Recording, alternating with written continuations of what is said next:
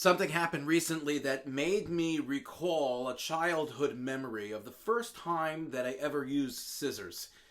Many of us had the same experience of being in a very young grade and being given these very small scissors to cut something out on a piece of paper. And I remember the teacher watching us very carefully to make sure that we didn't cut ourselves. Well, when we grow up, we end up using scissors which are sharper.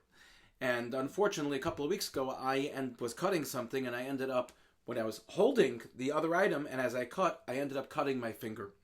The reason why I mention all of this is that in our parsha, one of the most fundamental and foundational mitzvahs in all of the Torah is found. That is, v'ahavta l'reacha kamocha, that we should love our neighbors just like we love ourselves.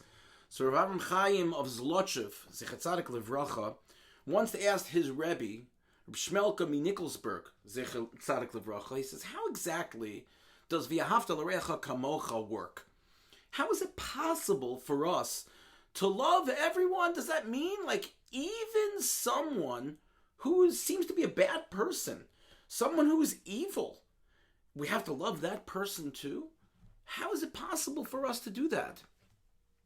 So Shmelka answered him and said that all of the neshamos, all of the souls of the Jewish people as individuals fit collectively together into one neshama, to one soul, which is the soul of Klal Yisrael, the soul of the Jewish people. And just like as individuals, our soul is present in every part of our body. And if something happens that our hand, one hand, ends up hurting the other hand, we don't end up hitting one hand. If I'm cutting, as I did, and I cut my finger because of my right hand, I cut my finger on my left hand, so my left hand doesn't then go and beat up my right hand. He says, what purpose is that going to be? We would never do that and then cause pain to my right hand. So he says, that's the same concept, the same idea.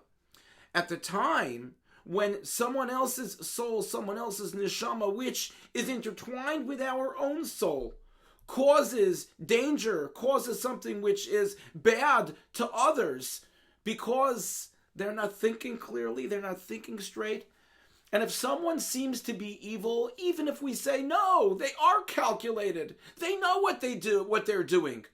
If someone is evil, then they're really going against their essence. And if they're going against their essence, that means that they really are not thinking straight.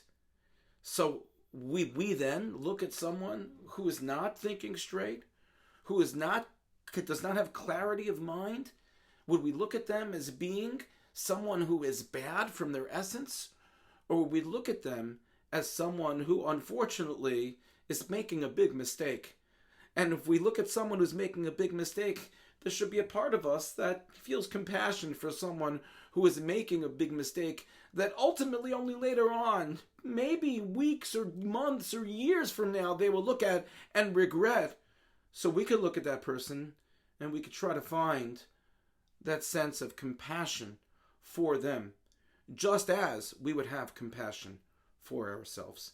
May we be zoche, may we merit to continue to work on this challenging and incredibly powerful mitzvah, v'ahavta l'reacha kamocha, and even when it's difficult, still push ourselves to be able to observe it. Thank you for listening and have a good Shabbos.